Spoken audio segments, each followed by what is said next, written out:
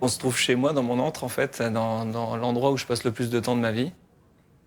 Il y a presque 600 tableaux qui sont sortis d'ici, en une 15-20 ans à peu près de travail.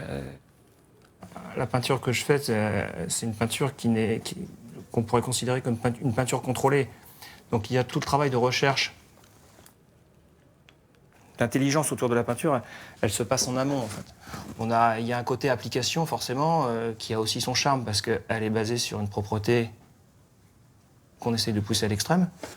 Et donc ça a un côté sympathique aussi, mais il y a vraiment plein de sortes de peintures et plusieurs approches qui peuvent être radicalement différentes. Même si à la fin, on se pose tous la même question, on essaye tous d'aller plus loin.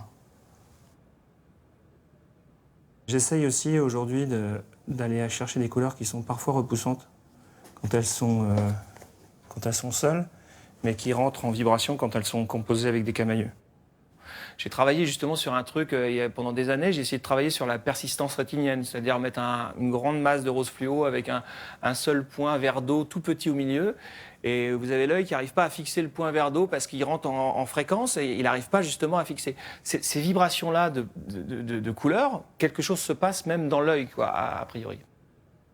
Vibration, c'est comme la sensation qu'a expliqué Deleuze. Et pour moi, la vibration ou la sensation, c'est quelque chose qui est difficilement explicable par les mots, en fait. C'est justement la peinture. Il y a des peintures qui rentrent en vibration. La présence, la vibration, la sensation, qui sont plus associées à un travail d'expressionniste ou de peinture réelle du 19e ou des choses comme ça.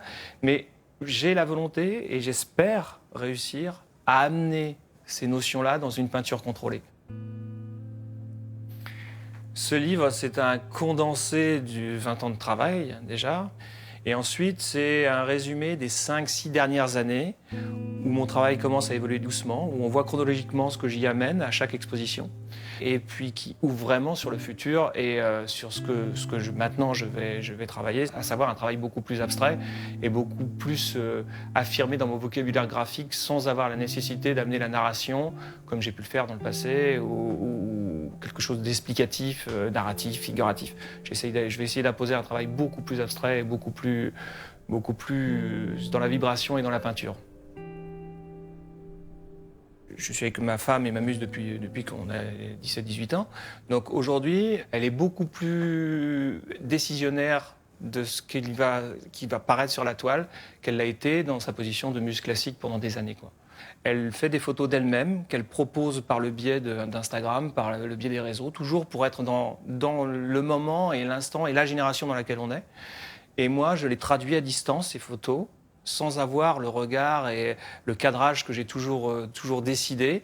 Et je pars d'une contrainte et cette contrainte me fait aller plus loin. Voilà. Mais c'est aussi prendre des risques, la peinture. On peut pas rester... c'est obligatoire d'avancer en permanence. Donc je le fais avec plaisir.